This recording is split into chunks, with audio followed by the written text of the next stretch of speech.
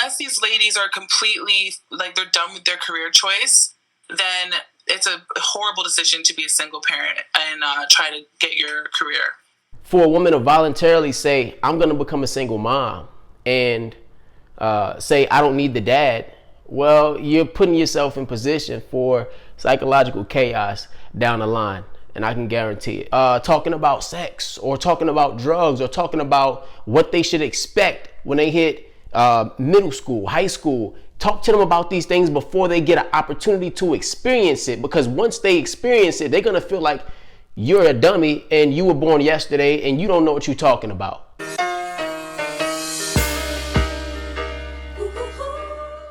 What's going on, fellas? It's your boy GL back with another one. Appreciate you guys joining me today. On my channel, I help men grow by 1% a day every day. If that is your aim, make sure you hit that like button. Make sure you hit that subscribe button. And let's get straight to this action. So you guys saw the title, right? Today we got a reaction, all right, from Abba and Preach. Abba actually did an interview with the young lady. It was very telling about the life of a single mom. But look, let's get straight to it.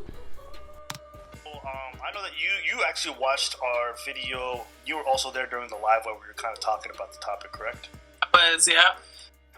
And for you, when you were there during the live, basically we were talking to a bunch of ladies who said that they wanted to raise a kid by themselves and they were excited. I know that you yourself, you're a single mom, so I kind of wanted to get your perspective on it, just because I felt like it's always kind of good to hear from different folks. And so what did you think about that whole discussion? People wanting to raise kids by themselves, their attitude in regards to it. Like, what did you think when you were little? Well, at first I thought we need to put some more respect on our names because it's not easy at all. I don't know. There wasn't a single mom there that said that they would do that. It was only people that didn't have any kids, right? Right. What it is that they're missing? Because I hear like, oh, if you got a village, or all this. Oh, I was gonna touch on that. Yes, that shit irked the shit out of me. Okay, first of all, when we think about what that means, it's like it's a different community. It's not like our Western community. When you say we have a village, it's completely different, right? They're intertwined and they're helping each other in a way that we North Americans don't do that. We're completely separated by our lives and our jobs and our homes and where we live, etc. So people might make the most promises to you when you got that little sucker in your stomach, but trust me, those 3 a.m. wake-up calls and the postpartum depression and the colicky babies that cry, your village is not going to be there. They're going to be sleeping because they have to go to work. You might want to be a single parent, right? But are you going to be single forever? Whoo, she talks about that whole idea of it takes a village to raise a child, right? And I believe that the quality of our human beings are decreasing over time because we lack that village, right? When moms and dads are not around, there's no grandma and grandpas to tell them, hey, get your shit together, get right, give them a spanking, you know what I mean? And so that discipline is lacking because all they're doing is going to school, coming home, and the mom and dad only get a little bit of time with them to instill what they need to instill into them, right? So that whole idea of raising a kid with a village, it's a contributing factor to the lack of morality in our society, right? Said, kids need structure, they need discipline. But look, let's continue.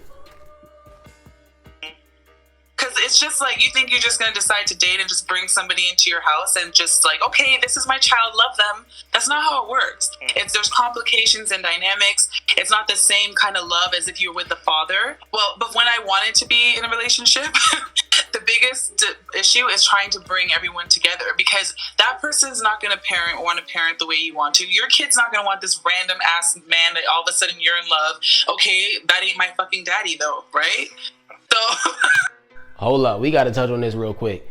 That ain't my fucking dad. That is the mindset of a lot of children today, especially when they know their fathers and they know that they're interacting with their dads, right? So when you try to come in as a stepfather to come in and help co-parent that child, the laws that you lay down are not final. Like you have minimal say-so with that child, right? You have minimal disciplinary abilities with that child. So being a stepdad is not something that I advise guys to do unless the child is a boy and unless that dad is like completely non-existent. And then on top of that, that child has to know you as the only the only option since birth as a dad, right? Why do I say a boy? Because girls, it could be iffy when it comes to dads and girls, right? I wouldn't trust being in that situation. As far as why does the dad have to be like completely deceased? Because you have to be the only option for for a child to look at as a father figure, right? Because when that's the case, there's no, oh, you know, my daddy said, and disrespecting you, you're the only option. They only know you as the dad, right? So let's continue. That's real. But am I wrong? No, you're not. How about I tell you, just to feel like, yo, I got my dad's back, I'm going to reject him outright because I'm loyal to my dad. No one's going to replace him. So sometimes there's even resentment that builds there where it like puts a strain on the person trying to come in, right? Exactly. And then he's going to be like, listen, I ain't trying to friggin' fight my whole life with this little motherfucker. I love you, not him. Right? Or her. So it's this thing, and then on top of that, you're dealing with responsibilities that person you're bringing in, they don't have those same responsibilities. It's not their kid.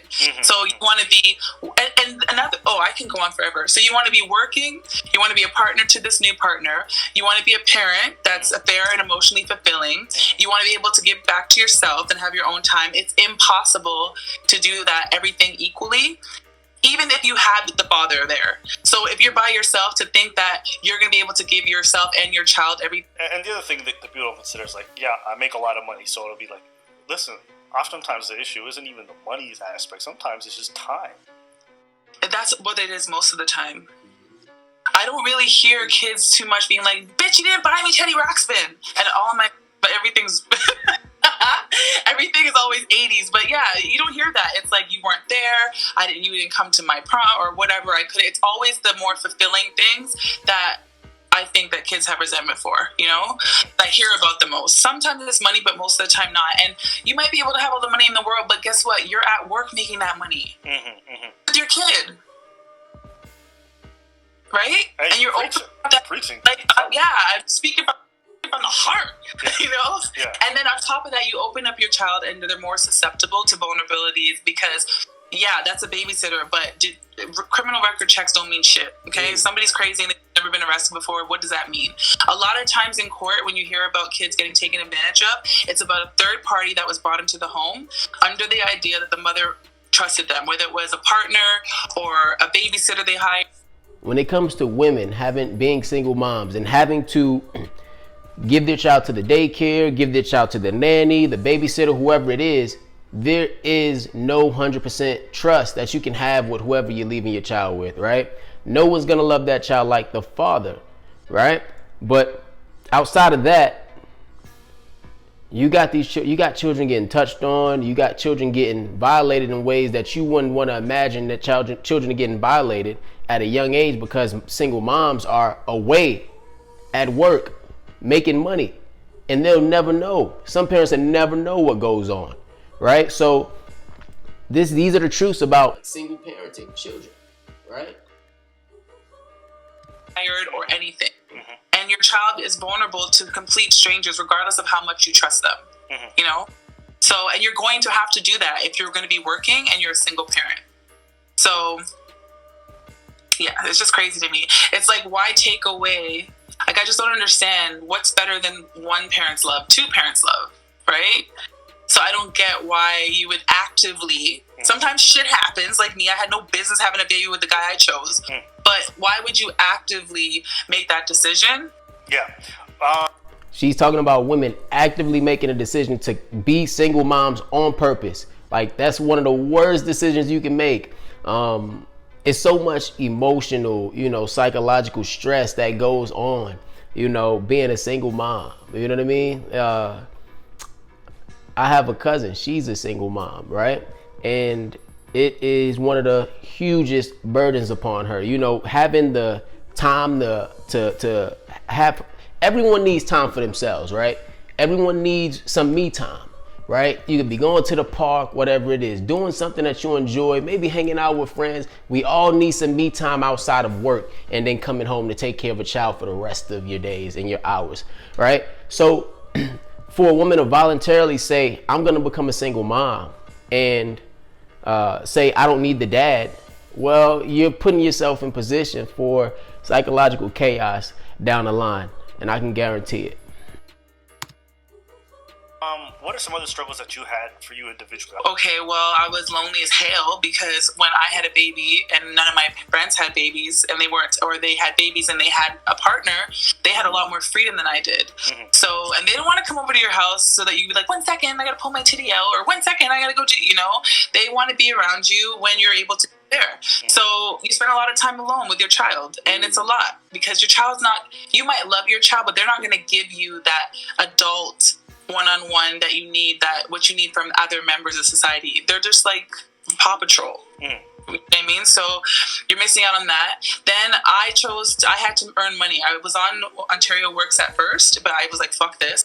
Hold on. Guys, she just mentioned how, I just mentioned it just previously, how tough it is on the woman's mind to raise a child alone, right? So a message to my fellas, look, if you are impregnating women and leaving them to be single moms, guess what? Your seed is now growing up with a woman who is going to deal with emotional stress, psychological stress, all of these different types of mental stresses and problems, right? Being lonely, as she said, your child is going to be in the presence of a woman dealing with all of these things. So if you are not on your job as a man and you're not if you are not being careful with who you impregnate, knowing that, hey, if I impregnate this woman, I don't want to be with her, put the rubber on, bro. I'm telling you, because now what you guys get out of this is, look, do I want a child of mine to be raised by a woman dealing with this type of stress? You know what I'm saying? But let's continue. So when I decided to go to school, I didn't sleep at all. So unless these ladies are completely, like, they're done with their career choice, then it's a horrible decision to be a single parent and try to get your career.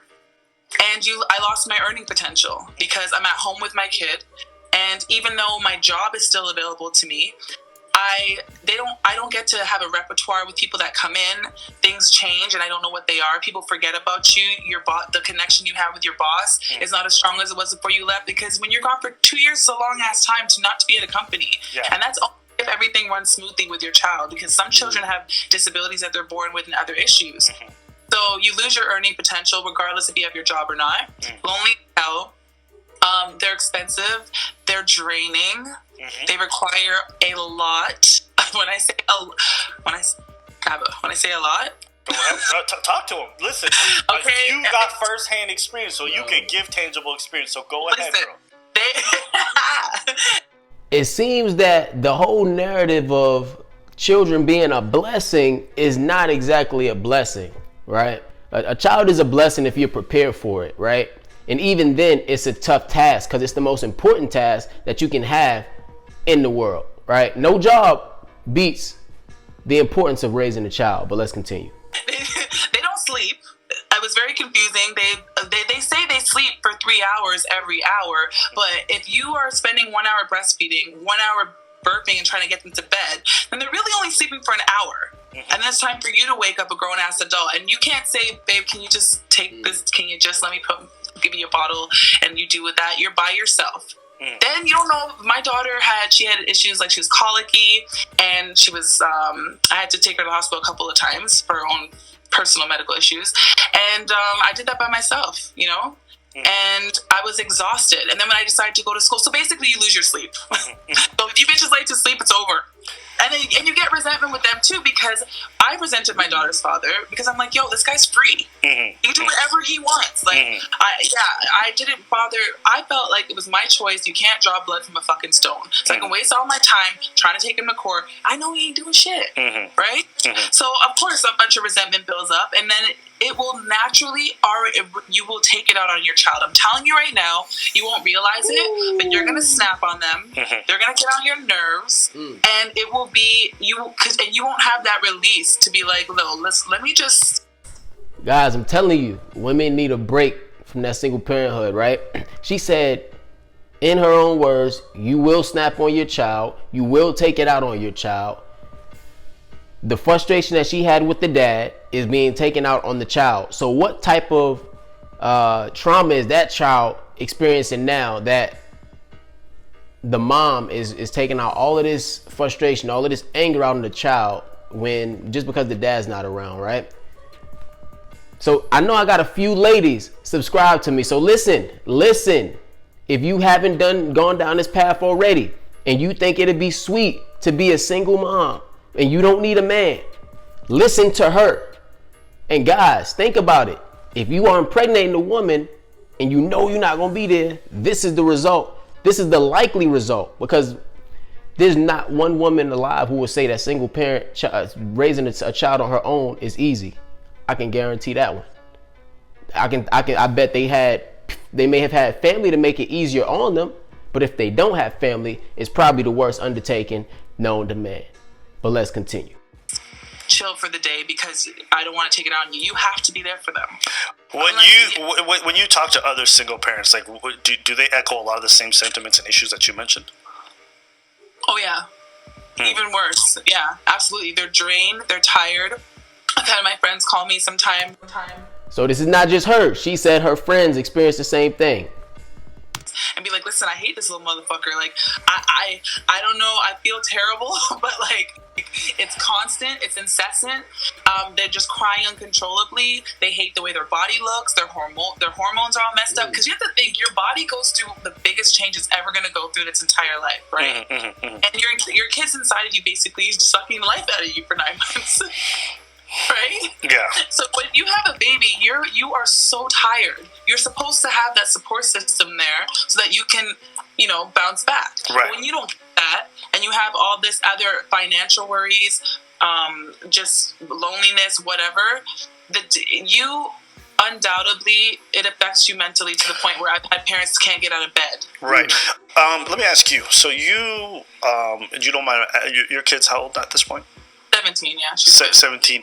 And have there been moments, even now as she's grown older, that have been maybe a bit awkward or difficult due to you being a single mom, or due to like just the situation with the father and stuff like that? Yeah. Well, for me, like for my daughter and her father, I don't, even though I have my issues with him, they're not her business because like I chose him. So I don't talk shit about him, and I don't, like, if they want to see each other. That's a woman that takes responsibility. She said, I don't talk shit about my baby's father because I chose him, right? She said, I chose him, which is better for her child's mental health as well, and better for her child's relationship with her father as well. But let's continue. That's fine. They have FaceTime, they talk, whatever, right? But I do know parents that are like, he ain't shit. What do you want to see him for? He ain't even give me $1. He ain't paid it. You know what I mean? And so that can be awkward when you see kids like just sitting there watching their mom just badmouth the dad, or just, or even say like, I do everything for you, and you want more, and you know what I mean? And it's like, well, if you chose the dad, you could have had more to give, and then you're mad at the kid because they want more from you that you can't give, because you're only one fucking person, right? Right. And what I've noticed is that when you make these decisions and you figure out that you decided it was a bad idea, your children make those decisions too. My mom was a single mother, and I'm a single mother, and I'm trying to stop it right now from my daughter being a single mother, but it goes down the line. Your decisions are generational. So you really need to think about what it is that you're doing at that time. Whew, that was a powerful statement. She said your decisions are generational. Why are your decisions generational though? Right? Because people do what they see. And if they seen their mom and their dad do one thing, then they're going to, in the back of their subconscious, they're going to feel that it's okay and no one can tell them not to do what they saw their parents do. Because their parents did it. So you can't tell me that I'm wrong for doing what you did. And I think that may be part of the whole repetitiveness of generations cycling out the same results, right? Interesting statement. Okay, I find that interesting. So you said, what is it about the way that your mom raised you that you think primed you more likely to be in this scenario, in your opinion?